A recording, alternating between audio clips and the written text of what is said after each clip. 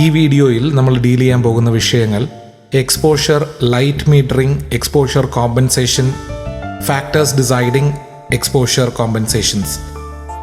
നമുക്കെല്ലാവർക്കും അറിയാവുന്നതുപോലെ ഒരു പടത്തിൻ്റെ എക്സ്പോഷർ തീരുമാനിക്കപ്പെടുന്നത് ഒരു ചിത്രം എത്രമാത്രം ബ്രൈറ്റായി നിലകൊള്ളുന്നു എന്നതിനെ ആശ്രയിച്ചാണ്. എന്നാൽ ആ ചിത്രത്തിൻ്റെ എക്സ്പോഷർ ലെവൽ ക്യാപ്ചർ ടൈമിൽ തീരുമാനിക്കപ്പെടുന്നത് ക്യാമറയിലെ ഏതാനും ചില സെറ്റിംഗ്സുകളുടെ അടിസ്ഥാനത്തിലാണ്. ആദ്യമായി നമുക്ക് ഒരു ചിത്രത്തിൻ്റെ 3 വേരിയേഷൻസ് വിശകലനം ചെയ്യാം. ഇതിൽ ഇടതുഭാഗത്തായി കാണുന്ന ആ ചിത്രത്തിൽ ബ്രൈറ്റ്നസ് പൊതുവെ കുറവാണ്. അതിനാണ് നമ്മൾ അണ്ടർ എക്സ്പോസ്ഡ് ഇമേജ് എന്ന് പറയുന്നത്. വലതുവശത്തുള്ള ചിത്രങ്ങളിൽ എക്സ്പോഷർ ലെവൽ താരതമ്യേന കൂടുതലാണ്. ചിത്രത്തിൻ്റെ എക്സ്പോഷർ ലെവൽ കുറയും തോറും ആ പിക്ചറിൻ്റെ ഡീറ്റെയിൽസ് കാണാനായിട്ട് വ്യൂവേഴ്സിന് ബുദ്ധിമുട്ടുണ്ടാകും. ചിത്രത്തിൻ്റെ എക്സ്പോഷർ കൂടും തോറും, അതായത് ഓവർ എക്സ്പോസ്ഡ് ആയിട്ടുള്ള ഒരു ഇമേജ് ക്യാപ്ചർ ചെയ്ത് കഴിഞ്ഞാൽ ഉണ്ടാകുന്ന ഭവിഷ്യത്ത് അതിൻ്റെ കളർ ഡീറ്റെയിൽസ് നഷ്ടപ്പെടുകയാണ് ഉണ്ടാകുക. അതിനാണ് നമ്മൾ ബ്ലീച്ച്ഡ് ഇമേജ് എന്ന് പറയുക. ഒരു എക്സ്പോഷർ ലെവൽ ആണ് കളർ ഡീറ്റെയിൽസ് എത്രമാത്രം വിവിഡായിട്ട് നിൽക്കണം എന്ന് തീരുമാനിക്കപ്പെടുന്ന ഘടകം. അതുകൊണ്ട് ഒരു പടം ക്യാപ്ചർ ചെയ്യുന്ന ആ സമയത്ത് തന്നെ ഓവർ എക്സ്പോസ്ഡ് ആകാതെ നോക്കാനും അണ്ടർ എക്സ്പോസ്ഡ് ആകാതിരിക്കാനുമുള്ള കാര്യങ്ങൾ ഫോട്ടോഗ്രാഫർ ശ്രദ്ധിക്കേണ്ടതുണ്ട്.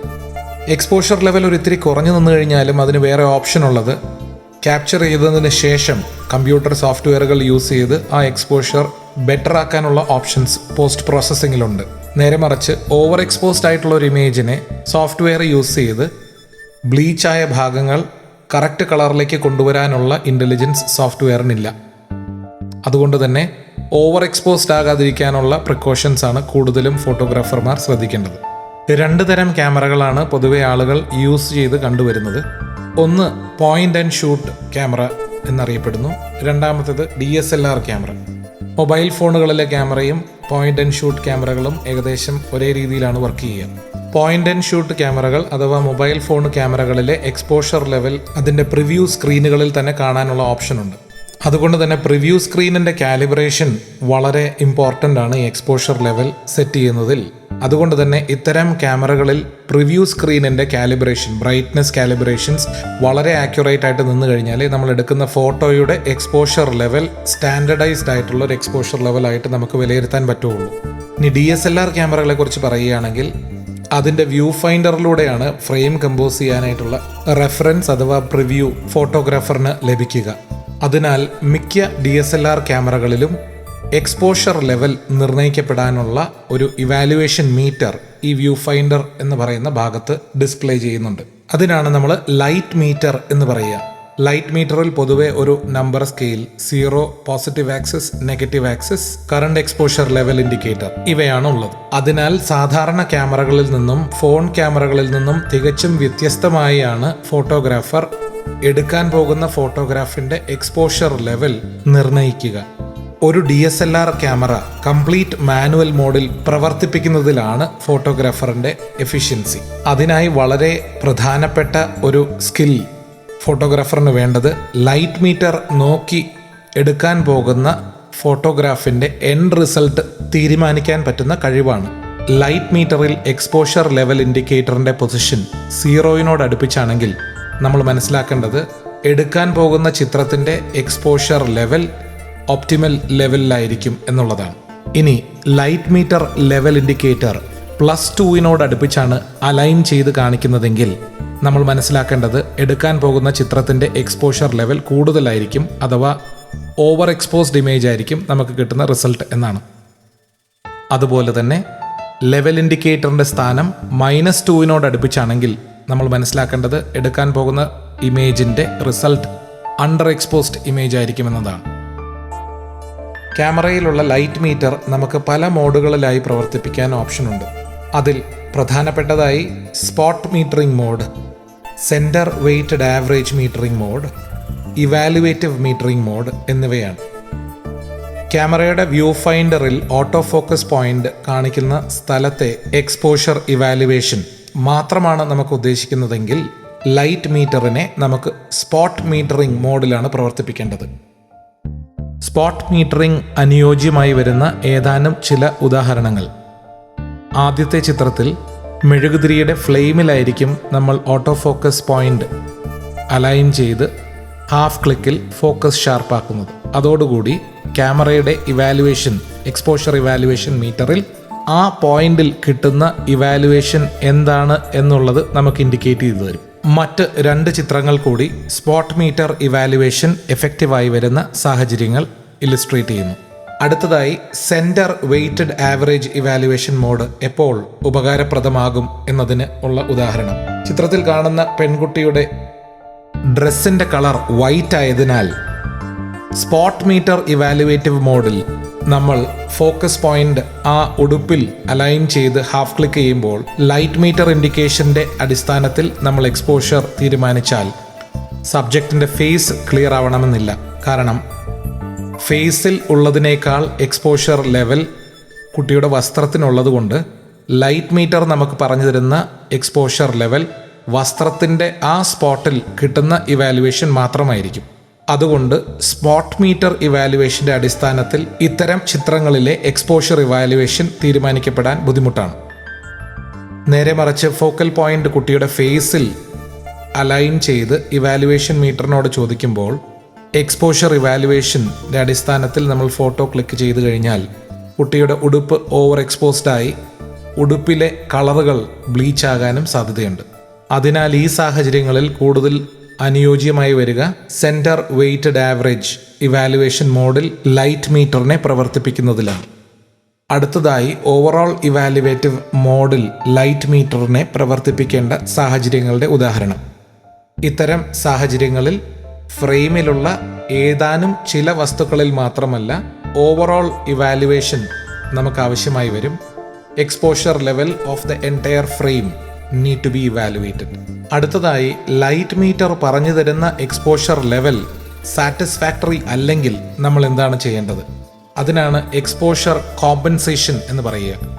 അതായത് ലൈറ്റ് മീറ്ററിൻ്റെ അടിസ്ഥാനത്തിൽ എടുക്കാൻ പോകുന്ന ചിത്രത്തിൻ്റെ എക്സ്പോഷർ ലെവൽ അണ്ടർ എക്സ്പോസ്ഡ് ആണെങ്കിൽ ക്യാമറയിലെ എന്ത് സെറ്റിംഗ് ആണ് നമ്മൾ മാറ്റി അതിനെ ഓപ്റ്റിമൽ എക്സ്പോഷറിലേക്ക് എത്തിക്കാൻ പറ്റുക എന്നുള്ള ഫാക്ടേഴ്സ്.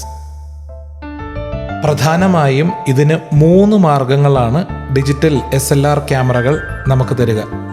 വളരെ സിമ്പിളായിട്ട് മനസ്സിലാക്കാൻ പറ്റുന്ന മെത്തേഡും എന്നാൽ വേറെ ഒരു നിവൃത്തിയില്ലാത്ത സാഹചര്യങ്ങളിൽ മാത്രം യൂസ് ചെയ്യേണ്ട മെത്തേഡും ഇതാണ്. Exposure compensation using ISO speed adjustments. ഇത് മനസ്സിലാക്കാൻ വളരെ സിമ്പിളാണ്. ISO നമ്പർ കൂടുന്തോറും എടുക്കുന്ന ഇമേജിന്റെ എക്സ്പോഷർ ലെവൽ കൂട്ടിത്തരും. ISO നമ്പർ കുറയ്ക്കും തോറും എക്സ്പോഷർ ലെവൽ കുറച്ചു തരും. ISO സ്പീഡ് അഡ്ജസ്റ്റ്മെന്റിന്റെ അടിസ്ഥാനത്തിൽ എക്സ്പോഷർ ലെവൽ നമുക്ക് കൂട്ടിത്തരുന്നത് തികച്ചും ഇലക്ട്രോണിക്സിന്റെ അടിസ്ഥാനത്തിലാണ്. അതുകൊണ്ട് തന്നെ ക്യാമറയിലുള്ള ഇലക്ട്രോണിക് കമ്പോണന്റുകളുടെ അടിസ്ഥാനത്തിലാണ് അതിന്റെ ആക്യുറസി ലെവൽ. കൂടുതൽ പണം മുടക്കി നമ്മൾ വാങ്ങുന്ന DSLR ക്യാമറകളിൽ ഹൈ എൻഡ് ഇൻവെസ്റ്റ്മെന്റ് മാനുഫാക്ചറേഴ്സ് നടത്തിയിരിക്കുന്നത് കൊണ്ട് അത്തരം ക്യാമറകളിലൂടെ കോമ്പൻസേറ്റ് ചെയ്തു തരുന്ന എക്സ്പോഷർ ലെവൽ കൂടുതൽ ആക്യുറേറ്റ് ആയിരിക്കും. എന്നാൽ എൻട്രി ലെവൽ DSLR ക്യാമറകളിൽ ഇൻവെസ്റ്റ് ചെയ്തിരിക്കുന്ന ഇലക്ട്രോണിക്സ് കമ്പോണന്റ് കമ്പാരിറ്റീവ്ലി ചീപ്പർ ആയതുകൊണ്ട് അതിലൂടെ കോമ്പൻസേറ്റ് ചെയ്തു തരുന്ന പടത്തിന്റെ എക്സ്പോഷർ ലെവൽസിന്റെ ആക്യുറസി താരതമ്യേന കുറവായിരിക്കും. അങ്ങനെ ആക്യുറസി ലെവൽ കോംപ്രമൈസ് ചെയ്തുകൊണ്ട് എക്സ്പോഷർ ലെവൽ കൂട്ടിത്തരുമ്പോൾ അത്തരം ഡിജിറ്റൽ ഫോട്ടോഗ്രാഫുകളിൽ ചിത്രത്തിനോടൊപ്പം അൺവാണ്ടഡ് ആയിട്ടുള്ള ഹൈ ISO നോയ്സും ഉണ്ടാകും. അതിനാൽ മറ്റൊരു ക്യാമറയിൽ പകർത്തിയ ചിത്രത്തിന്റെ ISO നമ്പറിന്റെ അടിസ്ഥാനത്തിൽ നമ്മുടെ ക്യാമറകളിലും അതേ ISO നമ്പറിൽ ഒരു ചിത്രം ഷൂട്ട് ചെയ്യുകയാണെങ്കിൽ ആ റിസൾട്ട് വരണമെന്നില്ല. അതിനു കാരണം പലതരം ക്യാമറകൾക്കുള്ളിൽ അടങ്ങിയിരിക്കുന്ന ഇമേജ് പ്രോസസ്സർ, ഇലക്ട്രോണിക് കമ്പോണന്റുകൾ, ക്യാമറയിൽ ഉപയോഗിച്ചു വരുന്ന സെൻസർ, അതിൻ്റെ മോഡൽ എന്നിവയുടെ വ്യത്യാസങ്ങളാണ്. ചുരുക്കത്തിൽ ISO നമ്പറുകളുടെ കമ്പാരിസൺ സെൻസിബിൾ ആകുന്നത് ഒരേ മോഡൽ ക്യാമറകൾ പകർത്തിയ ചിത്രങ്ങൾ വിലയിരുത്തുമ്പോഴാണ്. ISO നമ്പർ കോൺഫിഗർ ചെയ്യുന്നതിനായി ക്യാമറയിൽ ഡയറക്റ്റായി ISO എന്ന് രേഖപ്പെടുത്തിയിരിക്കുന്ന ബട്ടൺസ് അവൈലബിൾ ആണ്. അത് ക്ലിക്ക് ചെയ്തതിന് ശേഷം മെനു സ്ക്രീനിൽ വരുന്ന നമ്പറുകൾ നമുക്ക് ചൂസ് ചെയ്യാവുന്നതാണ്. എക്സ്പോഷർ കോമ്പൻസേഷനായി ഉപയോഗിച്ചു വരുന്ന മറ്റൊരു ടെക്നിക് അതാണ് ഷട്ടർ സ്പീഡ്. ഷട്ടർ സ്പീഡിനെ കുറിച്ചുള്ള ടെക്നിക്കൽ എക്സ്പ്ലനേഷൻസും അത് കോൺഫിഗർ ചെയ്യാനുള്ള മെത്തേഡ് ഇല്ലസ്ട്രേഷൻസും അതിനായി മറ്റു യൂട്യൂബ് വീഡിയോകൾ റെഫർ ചെയ്യാവുന്നതാണ്. ഈ വീഡിയോയിൽ പ്രധാനമായും ഷട്ടർ സ്പീഡിനെ കുറിച്ച് പ്രതിപാദിക്കുക ഷട്ടർ സ്പീഡിൻ്റെ അടിസ്ഥാനത്തിൽ എക്സ്പോഷർ എങ്ങനെ ബാധിക്കപ്പെടും, ഷട്ടർ സ്പീഡിൻ്റെ മറ്റ് ക്രിയാത്മക വശങ്ങൾ എന്തൊക്കെയാണ് എന്നുള്ളതിനെക്കുറിച്ചാണ്. നമുക്കറിയാവുന്നതുപോലെ ഹയർ ഷട്ടർ സ്പീഡ് യൂസ് ചെയ്യും തോറും എക്സ്പോഷർ ലെവൽ കുറയുകയും ലോവർ ഷട്ടർ സ്പീഡ് യൂസ് ചെയ്യും തോറും എക്സ്പോഷർ ലെവൽ കൂടുകയും ചെയ്യുന്നു. അതിനോടൊപ്പം തന്നെ നമ്മൾ മനസ്സിലാക്കേണ്ടത് ഷട്ടർ സ്പീഡ് കൂട്ടും തോറും ഇമേജിൻ്റെ ഫ്രീസ് ലെവൽ കൂടുകയും ഷട്ടർ സ്പീഡ് കുറയ്ക്കും തോറും ഫ്രീസ് ലെവൽ കുറയുകയും കൂടുതലും മൂവ്മെൻറ്റ് ആ ഫ്രെയിമുകളിൽ ഉൾക്കൊള്ളിക്കാൻ സാധിക്കും എന്ന് പറയുന്ന ക്രിയാത്മക വശത്തെക്കുറിച്ചും ഇല്ലുസ്ട്രേറ്റ് ചെയ്യുന്ന ഏതാനും ചില ചിത്രങ്ങൾ. DSLR ക്യാമറകളിൽ ഷട്ടർ സ്പീഡ് നിയന്ത്രിക്കുന്നതിനായി പ്രൊവൈഡ് ചെയ്തിരിക്കുന്ന പ്രൈമറി ഡയൽ വീൽ 4 ഫിംഗർ കൊണ്ട് അഡ്ജസ്റ്റ് ചെയ്യാൻ പറ്റുന്ന പൊസിഷനിലാണ് റൈറ്റ് ഹാൻഡേഴ്സിന്. ഷട്ടർ റിലീസ് ബട്ടന് അടുത്തായിരിക്കും ഇത്. ഏതാനും ചില എൻട്രി ലെവൽ DSLR ക്യാമറകളിൽ ഷട്ടർ സ്പീഡ് കൺട്രോൾ ചെയ്യുന്നതിനുള്ള വീൽ പിൻഭാഗത്ത്, ക്യാമറയുടെ പിൻഭാഗത്ത് മുകളിലായി നമ്മുടെ തമ്പ് കൊണ്ടും കൺട്രോൾ ചെയ്യാൻ പറ്റുന്ന പൊസിഷനിലും പ്ലേസ് ചെയ്തിട്ടുണ്ടാകും. ഈ വീലിൻ്റെ പൊസിഷൻ ബേസ് ചെയ്ത് നമുക്ക് ഷട്ടർ സ്പീഡ് കൂട്ടാനോ കുറയ്ക്കാനോ ഉള്ള ഓപ്ഷൻ ഉണ്ടായിരിക്കുന്നതാണ്.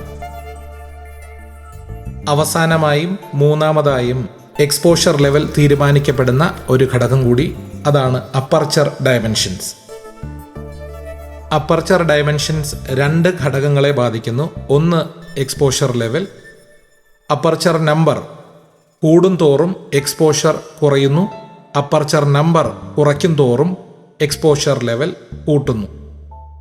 അപ്പർച്ചർ ലെവൽ തീരുമാനിക്കുന്ന മറ്റൊരു ഘടകം ഇമേജിൻ്റെ ഡെപ്ത് ഓഫ് ഫീൽഡ് എന്തുമാത്രം തോതിലാണ് ലഭിക്കുക എന്നുള്ളതാണ്. വൈഡർ അപ്പർച്ചർ നമ്മൾ ചൂസ് ചെയ്യുമ്പോൾ ഇമേജ് വളരെ ഷാലോ ഡെപ്തായി മാറുകയും ബാക്ക്ഗ്രൗണ്ട് ബ്ലേർഡ് ആകുന്ന പ്രതീതി ഉണ്ടാവുകയും ചെയ്യുന്നു. ഹയർ അപ്പർച്ചർ നമ്പർ അഥവാ അപ്പർച്ചർ ഡയമെൻഷൻസ് കുറയും തോറും ഇമേജ് കൂടുതൽ ഷാർപ്പ് ആവുകയും ഫോക്കസ് ഡീപ്പ് ആവുകയും ഒരുപാട് എലമെൻറ്റുകൾ ഫോക്കൽ പ്ലെയിനിൽ വരികയും ചെയ്യുന്നു.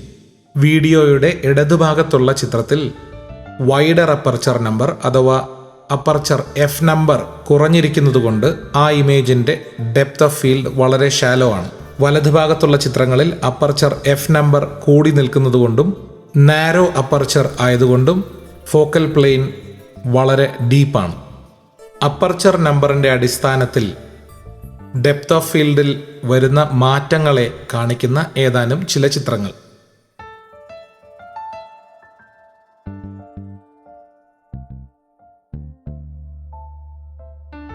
ഇനി അപ്പർച്ചർ ഡയമെൻഷൻസ് DSLR ക്യാമറകളിൽ കൺട്രോൾ ചെയ്യാനായുള്ള options. Professional high end DSLR ക്യാമറകളിൽ സെക്കൻഡറി ഡയൽ വീൽ ചിത്രത്തിൽ കാണുന്നത് പോലെ ക്യാമറയുടെ പിൻഭാഗത്തായിരിക്കും പ്ലേസ് ചെയ്തിട്ടുണ്ടാകുക. ഇനി എൻട്രി ലെവൽ DSLR ക്യാമറകളിൽ aperture dimensions F number control ചെയ്യുന്നതിനുള്ള ഓപ്ഷൻസ് 2 സ്വിച്ചുകളുടെ പ്രവർത്തനത്തിലൂടെയാണ് നിയന്ത്രിക്കപ്പെടുക. അതിനായി എക്സ്പോഷർ കോമ്പൻസേഷൻ ബട്ടൺ ക്ലിക്ക് ചെയ്തുകൊണ്ട് പ്രൈമറി ഡയൽ വീൽ തിരിക്കേണ്ടതാണ്.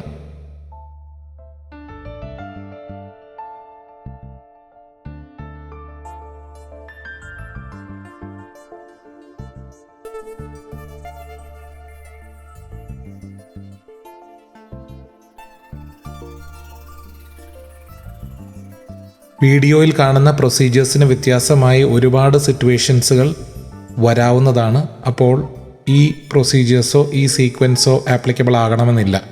ഇതിനെക്കുറിച്ച് വിലയിരുത്തുന്ന ഏതാനും ചില കേസ് സ്റ്റഡീസ് അടുത്ത ഓൺലൈൻ സെഷനിൽ നമ്മൾ പ്ലാൻ ചെയ്തിരിക്കുക.